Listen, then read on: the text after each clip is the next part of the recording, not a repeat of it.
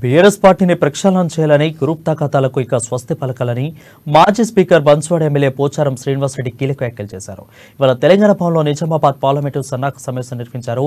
ఈ సందర్భంగా పోచారం మాట్లాడుతూ అసెంబ్లీ ఎన్నికల్లో కాంగ్రెస్ శక్తితో గెలవలేదని, తన బలహీనతతోనే కాంగ్రెస్ పార్టీ విజయానికి కారణమయ్యాయని అన్నారు.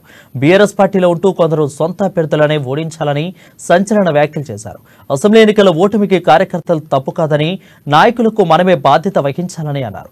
కాంగ్రెస్ లో ఎవరు సమర్థులు ఉన్నారని, ప్రజలు వాళ్ళు ఓట్లు వేశారని ప్రశ్నించారు. సంఖ్యాపరంగా కాంగ్రెస్ గెలవచ్చు కానీ నైతికంగా బీఆర్ఎస్ గెలిచిందని అన్నారు. కేసీఆర్ మరోసారి తెలంగాణ సీఎం కానందున రాష్ట్ర ప్రజలు బాధపడుతున్నారని అన్నారు. బీఆర్ఎస్ పార్టీకున్న కేడర్ మారే పార్టీకి లేదని, తమకున్న కష్టపడి పనిచేసే రానున్న పార్లమెంట్ ఎన్నికలో బీఆర్ఎస్ కు 16 ఎంపీ సీట్లు రావడం కష్టమేమీ కాదని అభిప్రాయం వ్యక్తం చేశారు.